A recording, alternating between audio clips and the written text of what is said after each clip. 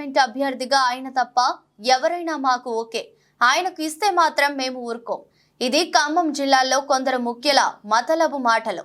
ఇప్పటికే తమ ప్రభావం తగ్గిపోయింది. మళ్ళీ ఆ కుటుంబానికే ఎంపీ టికెట్ ఇస్తే మా మనుగడ కష్టం. ఆయనకు తప్ప ఎవరైనా ఓకే. ఖమ్మం పార్లమెంటుకు కాంగ్రెస్ అభ్యర్థి విషయంలో పొంగులేటి ప్రసాద్ రెడ్డి అభ్యర్థిత్వానికి కొందరు ముఖ్య నేతలు మోకాళ్లడ్డుతున్నారు.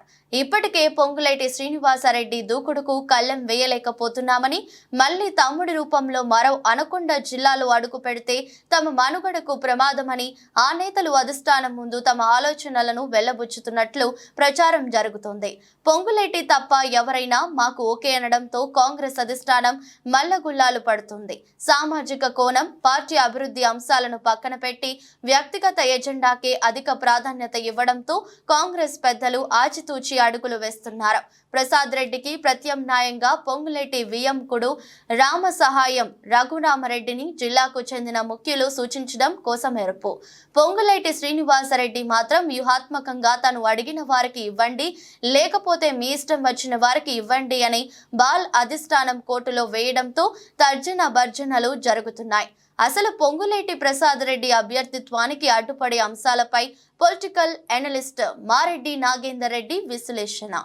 ఖమ్మం జిల్లా కాంగ్రెస్ కంచుకోటగా మారింది. 2023 ఎన్నికల్లో 10 నియోజకవర్గాలు 9 నియోజకవర్గాలు కాంగ్రెస్ పార్టీ గెలుపొంది విజయడంకా మోగించింది. దీంతో రాష్ట్రంలోనే కాంగ్రెస్ పార్టీకి బలమైన జిల్లాలలో ఖమ్మం జిల్లా కూడా ఒకటిగా నిలిచింది. ప్రస్తుతం జరగబోతున్న పార్లమెంట్ ఎన్నికల్లో ఖమ్మం పార్లమెంటు నియోజకవర్గానికి కాంగ్రెస్ అభ్యర్థి ఎవరు అనే చర్చ గత నెల రోజుల నుంచి కూడా విస్తృతమైన ప్రచారం కొనసాగుతుంది. అయినా ఇప్పటికి కూడా ఇంకా తేలలేదు.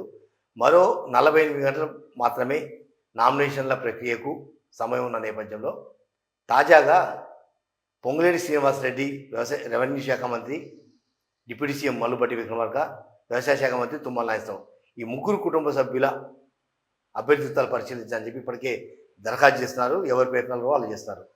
మొత్తం మీద చూసుకుంటే ఖమ్మం జిల్లా రాజకీయాలు రసవత్తరంగా రసపట్టుగా కొనసాగుతాయని చెప్పవచ్చు. ఎవరికి వాళ్ళు మేమంతా ఒకటే అంటూ స్టేజీని మీద బీంకాలు పోయిన నేతలంతా కూడా ఎవరిని ఏ రకంగా ఎత్తు పెట్టాలి, ఎవరిని ఏ రకంగా మేనేజ్ చేయాలనే ఎత్తులపై ఎత్తులు వేసుకుంటూ తమ రాజకీయ చతురతను ప్రదర్శిస్తున్నారు. మొత్తం మీద పొంగులేటి ప్రసాద్ రెడ్డి ఏదైతే రెవెన్యూ శాఖ మంత్రి పొంగులేటి శ్రీనివాసరెడ్డి సోదరుడున్నాడో పొంగులేటి ప్రసాద్ రెడ్డి పేరు ప్రముఖంగా వినిపించింది. ప్రసాద్ రెడ్డి అయితేనే బాగుండు అని ఒక చర్చ కూడా కొనసాగింది. కానీ పొంగులేటి ప్రసాద్ రెడ్డిని ప్రస్తుత మంత్రులు, కొంతమంది తెరచాటు ఉన్న నాయకులు ప్రసాద్ రెడ్డి అభ్యర్థిత్వాన్ని పూర్తిగా అడ్డుకునే ప్రయత్నం చేస్తున్నారు. ఎందుకు ప్రసాద్ రెడ్డిని అడ్డుకుంటున్నారు అనే ఒక చర్చ కొనసాగుతున్నా చాలామందిలో అసలు కారణం ఏంటనే ఒక చర్చ కూడా ప్రస్తుతం కొనసాగుతుంది. ఈ నేపథ్యంలోనే జర్నలిస్టు కొంత విశ్లేషణ చేసింది.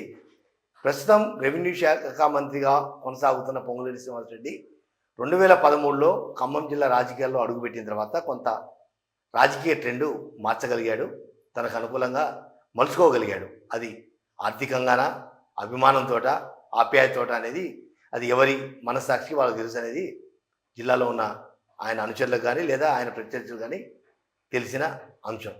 ఈ నేపథ్యంలో 2013లో రాజకీయ అరంగేట్రం చేసే సమయంలో మహామహుల నాయకుల నాయకత్వాన్ని అధిగమించుకుంటూ పొంగులేటి శ్రీనివాసరెడ్డి తనదైన ముద్ర వేస్తూ జిల్లాలో ఒక బలమైన నేతగా ఎదిగి ప్రస్తుతం రెవెన్యూ శాఖ మంత్రి, దాంతోపాటు సమాచార శాఖ మంత్రి, దాంతోపాటు గృహ నిర్మాణ శాఖ మంత్రి, 3 కీలకమైన శాఖలకు మంత్రిగా వ్యవహరిస్తున్నాడు. ప్రస్తుతం పొంగులేటి శ్రీనివాసరెడ్డి సోదరుడు ప్రసాద్ రెడ్డి అభ్యర్థిత్వాన్ని ఏఐసిసి ఆమోదిస్తే భవిష్యత్తు ఎలా ఉండబోతుందనేది ప్రస్తుతం అడ్డుకుంటున్న నేతల అంతర్మథనం. ఎందుకంటే ఇప్పటికే పొంగులేటి శ్రీనివాసరెడ్డి ఖమ్మం జిల్లాలో ఉన్న 10 నియోజకవర్గాల్లో తనదైన బలగం ఉన్నది నేపథ్యంలో ప్రసాద్ రెడ్డి పార్లమెంటు అభ్యర్థిగా కాంగ్రెస్ తరఫున నిలబడి గెలిచితే 7 నియోజకవర్గాల పరిధిలో పొంగులేటి ఆధిపత్యం మరింత పెరుగుతుంది. భవిష్యత్తులో తమ మనుగడకు కష్టం అనే ఒక ఆలోచన మాత్రం అడ్డుకుంటున్న నేతల మనసులో మాత్రం స్పష్టంగా కనపడుతుంది. ఎందుకంటే గతంలో మనం చాలాసార్లు చూసాము.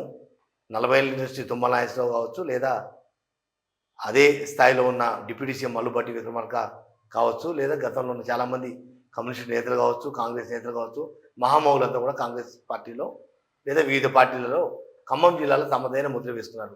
వాళ్ళందరినీ ఓవర్టేక్ చేస్తూ పొంగులేటి శ్రీనివాసరెడ్డి ఒక 2 అడుగులు ముందుకు వేయగలిగాడు. అంటే కొంత ప్రజల్లో మమేకం కావటం, లేదా కొంత వాళ్ళకు ఆర్థిక భరోసా, అవసరాలు, ఇతరితర అంశాలలో కొంత కుటుంబ సభ్యుడిగా ప్రియారిటీ ఇవ్వడంతో పబ్లిక్ అంతా కూడా ఆయనకు ఓనయ్యారు. ఇదే పరిస్థితి కనుక రేపు పొంగులేటి ప్రసాద్ రెడ్డి ఎంపీగా అయితే మిగిలిన 7 నియోజకవర్గాలతో పాటు ఖమ్మం జిల్లా మొత్తం మీద పొంగులేటి కుటుంబానికి ఖమ్మం జిల్లా హస్తగతం అవుతున్న ఒక ఆలోచన మాత్రం ప్రస్తుతం ఉన్న నేతలలో ఒక ఆందోళన కూడా కొనసాగుతుందని చెప్పవచ్చు. దీంతో పొంగులేటి ప్రసాద్ రెడ్డి తప్ప ఎవరైనా మాకు ఓకే అనే పరిస్థితి ప్రస్తుతం ఆ నేతల నుంచి వస్తున్న సూచన. ఒకవేళ పొంగులేటి ప్రసాద్ రెడ్డి కాకపోతే పొంగులేటి శ్రీనివాసరెడ్డి వియ్యంకుడు రఘురామరెడ్డి ఎంపీ అభ్యర్థి అవుతారనేది కూడా ఒక చర్చ కొనసాగుతుంది. వాస్తవంగా రఘురామరెడ్డి ఏ రోజు కూడా ప్రత్యక్ష ఎన్నికల్లో లేరు, ప్రత్యక్ష రాజకీయాల్లో రాలేదు.